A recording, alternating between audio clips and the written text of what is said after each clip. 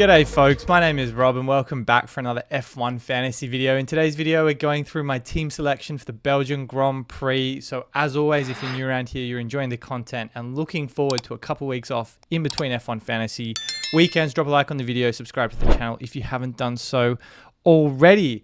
Now, it's been a little while since I graced your screens in the F1 fantasy world. I've had a couple weeks off since my last video. I was traveling for a little bit, but back on hard, firm ground and back into F1 fantasy content. So lots to get through in the British Grand Prix, or should I say the Nico Hülkenberg Masterclass. What a weekend that was for him and for many an F1 fantasy manager. I had 247 points from that race weekend.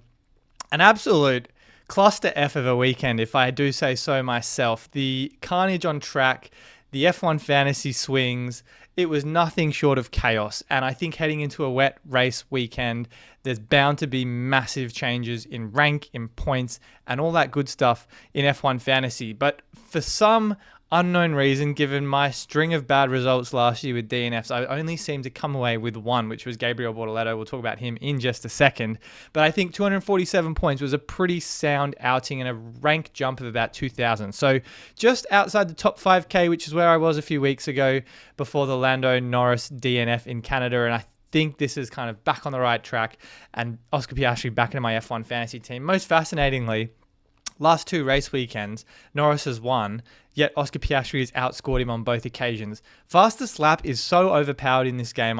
I say it a lot of the time, along with driver of the day, and it just goes to show that even though you're the race winner, you may not necessarily be the highest F1 fantasy scorer. So fingers crossed we see some changes to that metric, and obviously on the good side of the luck this time around, but still I think any remaining Norris owners rather hard done by to not come away with a higher score than Piastri.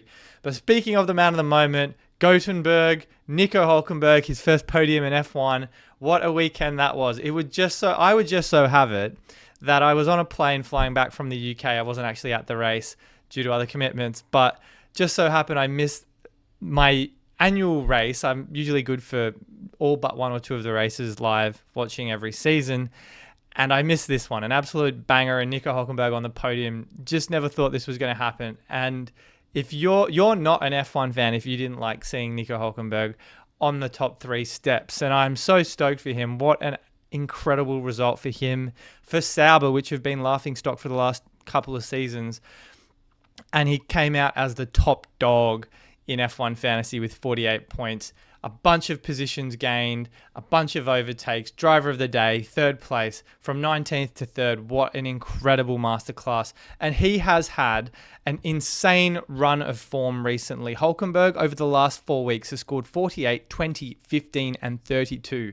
This is nothing like a run of form in F1 fantasy from any other driver under 10 million that I've seen in my 5 years of playing the game. So this is pretty uncharted territory for not just Hülkenberg, for B-tier assets, B-tier drivers, I should say. And I think most people own him. Most engaged managers own him at this point. But if you don't, he has to be in your team instantly. It's just unparalleled value you're getting from him at the moment. And to be honest, I don't see that stopping anytime soon, unless, of course, DNFs ruin his luck. But I won't talk too much about Hülkenberg because there's a lot to get through in this video. 5 points from Alonso, 7 from Ocon. I was toying between him and Behrman, and unfortunately, I was on my way to the airport, or I was occupied. I think I was maybe on the tube or something at this point, close to the deadline, where I didn't see the Ollie Behrman news prior to locking in my team.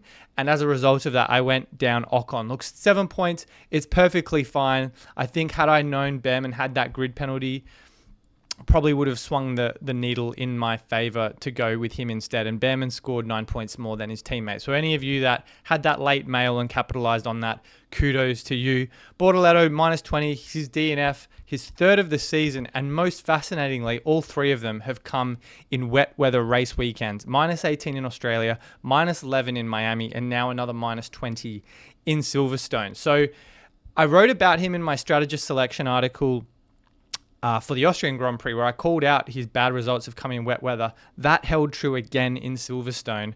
And all of the rookies were pretty hard done by as well. We'll talk about them shortly. But Bortoleto, not bad in dry conditions, absolutely atrocious in wet conditions.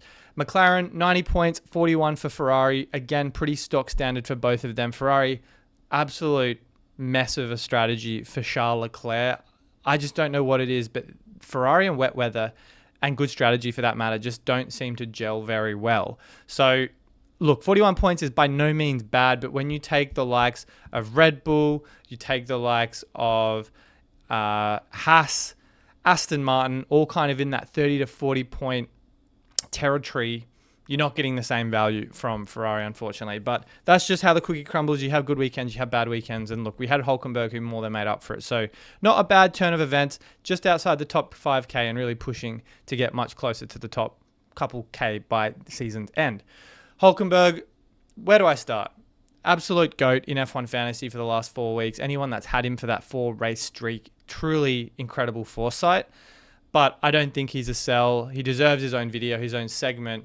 I'm kind of lost for words. I'm running out of superlatives to describe these performances from Nico Hülkenberg, but truly a driver and an F1 fantasy asset that is delivering week in, week out. Now, I talked about Gabriel Bortoleto in the rain.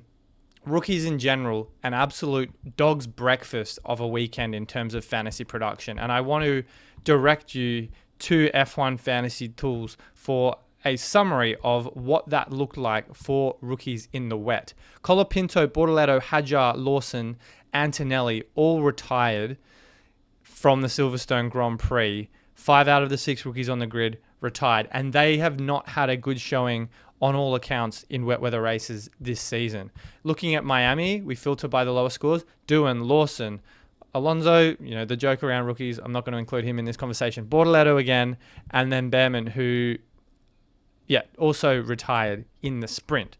And then you go over to Australia, same narrative, Doohan, Hadjar, Bortoleto, Lawson. So the theme is that rookies aren't great drivers in the wet. Who needs a no negative when you can just not go down the rookie path? And Bortoleto, the Alpine rookie, and Liam Lawson, have had 3 retirements in all 3 race weekends.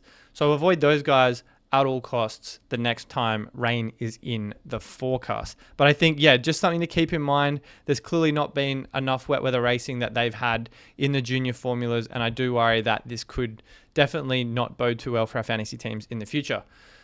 So, for Ferrari, what is going on with them? They've got great weekends in them. They've got glorified stinkers with them every so often as well. And I think, again, another team, another asset that just doesn't seem to do all that well in the wet weather. 36 points in Australia, 34 in Miami, and 41 in Silverstone. Now, I'm excluding the disqualification in China because they were on for an 80-plus point score until they had their results withdrawn by the FIA. But their 3 scores in wet, rain-affected weekends are their 3 lowest for non-disqualified events for Ferrari this season. So they just clearly don't seem to gel. Leclerc just never seems to be put on a great strategy in the wet. I'm not quite sure, and it's going to be way too early to tell right now for the forecast in Belgium. I'm recording this just over 2 weeks away from the next race weekend, and there may be some merit to pivoting for another team if there is rain in Belgium. It has a history of changeable conditions. Do we see this happening again? I don't know. It was a dry race last year. Mercedes, until Russell's disqualification, were on for a 1-2 as well. Maybe there's alternatives. And if such an alternative is out there, it could be an Aston Martin. It could be a Kick Sauber, a Haas even, if you want to go down that 3X chip route. I myself, I've got no intention of doing so, but I do think there's certainly a case to be made when you look at these midfield teams with breakthrough results every other weekend. Sauber, Aston Martin, they've been kind of the pick of the bunch lately. Maybe if you think McLaren are objectively the best team, which I think it seems to be the case right now, Norris, Piastri, I fully expect they're going to be the 2 highest scoring drivers in F1 Fantasy in Belgium. Maybe you go triple McLaren and bring in a Kick Sauber or bring in an Aston Martin. Ewan's done some great work talking about this in one of his recent videos. Check that out. Rain as well.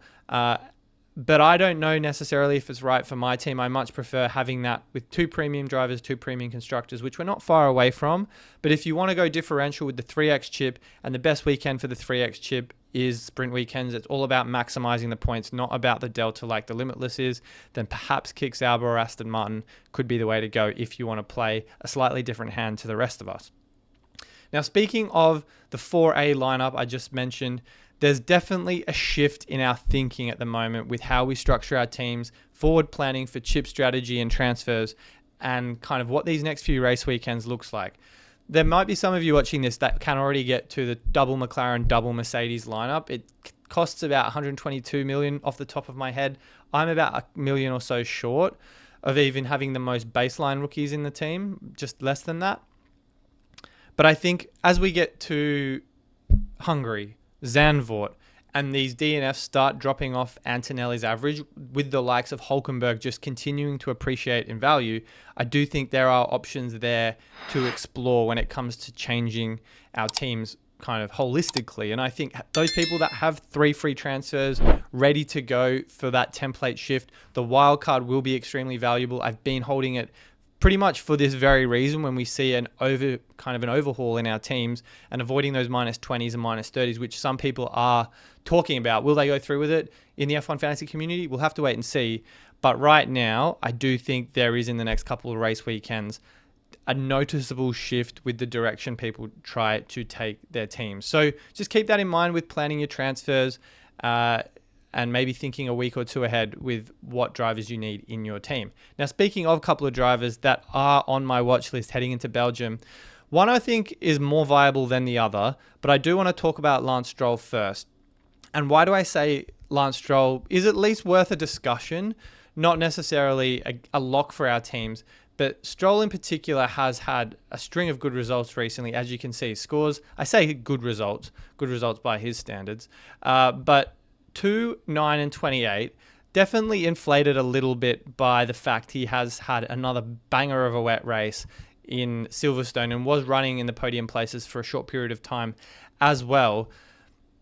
8.5 million's not terrible value for a driver that on his day can serve you 10 to 15 points in F1 fantasy. How often does that happen? You got to wait for wet weather. But in reality, what we saw from Stroll in Silverstone was great. He's a very low-owned differential by F1 fantasy standards, and at 7.5 points per race, in the top 10 for both overtakes and positions gained, there are certainly worse options value for money-wise going around in F1 fantasy. I think there's going to be certainly a number of people that move towards him in Spa, and that's just simply because of the fact he has a very low price threshold for a rise. Now, we'll go over to the budget builder. I know the F1 Fantasy Tools Legends have factored in simulations as well, but these are just the required points for Stroll. -6 for a 0.6 price rise.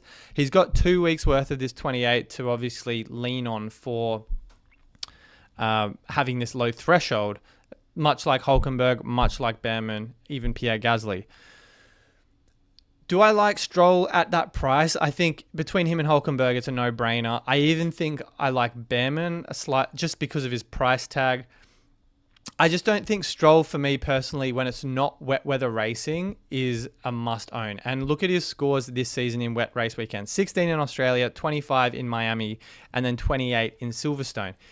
I mean, China, a sprint race weekend, so you probably have to exclude that for... I mean, look, Belgium is a sprint race weekend, so perhaps there is some merit for a terrible qualifier that will score overtakes, and that's an asset you want to be thinking about.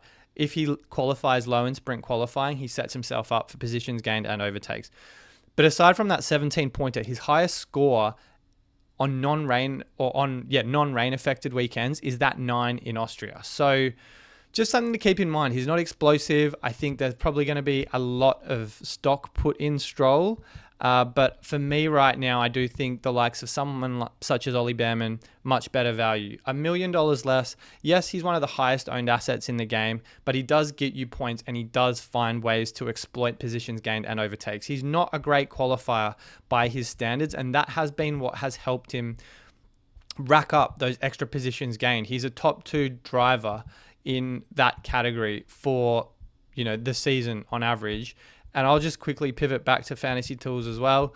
Behrman has one of the worst qualifying records. Only the window licker Lance Stroll and Nico Hülkenberg, who has only made it outside Q3 once in the last 4 races, are worse qualifiers. But fascinatingly enough, Hülkenberg and Stroll, great for positions gained. Behrman, much the same.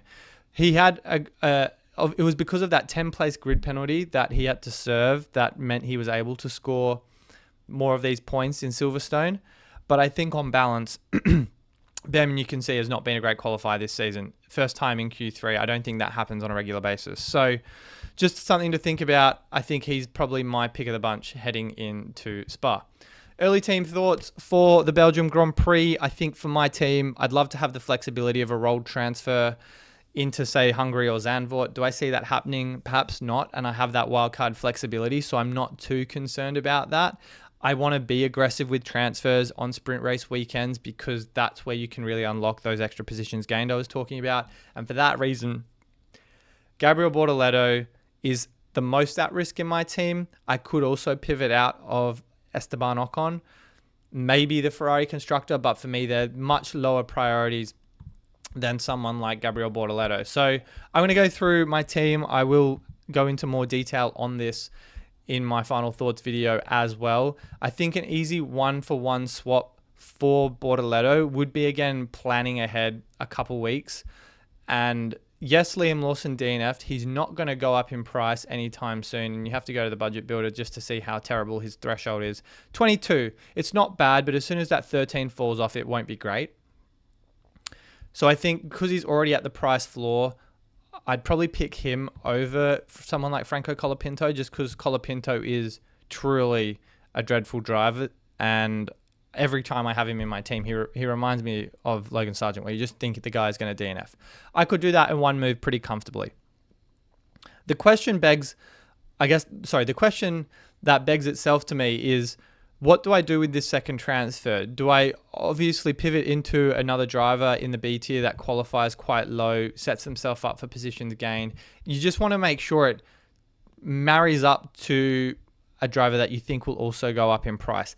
Everyone below Colapinto for the very low budget teams, but I wouldn't be looking at Hadjar or the Williams drivers at this point. So Gasly's another option for me. Behrman, as I've talked about, maybe even Lance Stroll for a week or two. I also have the wild card, as I said. So potentially, if after 1 week Stroll absolutely stinks it up, I could always get rid of him. So that's kind of my 2-move fiesta. Now I want to talk about, if I reset the team here, I'm going to have to change the zoom on that. Let's see. That's better. So if I want to kind of keep the structure of the team and look at, for those people entertaining the idea of a 3X lineup, early thoughts here would be to go either Kick Sauber or Aston Martin. I think just based on, again, back to the budget builder, I didn't drop before, but Hub 50 for 50% off your first month with F1 Fantasy Tools premium features. Kick, Aston Martin, Haas. Probably my pick of the 3 for this weekend. For argument's sake, let's throw in the lowest price one, the Kick Constructor. That leaves me 33, and I can afford Lando Norris quite conveniently like that. I think I really like that for a 3X lineup, where you got 3X on Norris or 2X on Piastri, and I'd probably go to 3X on Norris as a differential, unless you think Piastri looks objectively much better. So I think that could be an option. Again, there is the flexibility at this price to bring in Aston Martin. Haas slightly too much on my team, but higher budget teams could reach to that. And I just don't think I'd go with any other driver pairing for the 3X at the moment. So Lando Norris, Oscar Piastri, probably my pick of the bunch for those 3. I wouldn't be removing Hülkenberg or Alonso, but could, instead of Ocon, you might have other budget flexibility. Let's say you want to get rid of Gabriel Bortoleto. I'll throw Kick back in just for argument's sake and toss in Lando Norris. For my team personally, what else can I afford? Up to, is it 7? Yeah, about 7 million. Carlos Sainz, Pierre Gasly, maybe Gasly. Throw a $5 on Gasly for the weekend in Spa. I wouldn't hate the idea of that. But I think you kind of have the flexibility to be creative now that a lot of teams can afford this triple McLaren and Sauber constructor lineup based on the way Kick, Aston Martin, and Haas are going at the moment. But these are just my initial team thoughts. There's probably not much to change for the skeleton of this team, but I will, closer to the deadline, have my final thoughts out, going through a few different combinations in addition to the ones we've already discussed. I also have Hasn't been recorded at this point in time, but I also have a very special guest lined up for the next video on the channel. You probably do know him, but I'd love to hear your thoughts. He is a staple of the F1 fantasy community. You've probably seen, if you've watched my guest interview series on the channel so far this season, a couple of folks who have come on, tried their hand with my F1 fantasy quiz and talked about the F1 fantasy landscape in general. So if you have an inkling of who that might be, the recording will happen within the next week and the video will go out before my final thoughts. Let me know down in the comments below if there's anyone else you'd like to see on the channel, F1 or F1 fantasy related, or anyone else for that matter. Do let me know because I'd love to hear your thoughts. But I'm going to park this video there for now, guys. That's my team selection for the Belgian Grand Prix wrapped. Put a bow on it. I'll be back, as I said, with my final thoughts. But in the meantime, guys, hope you have a great rest of your day and I will see you all very soon.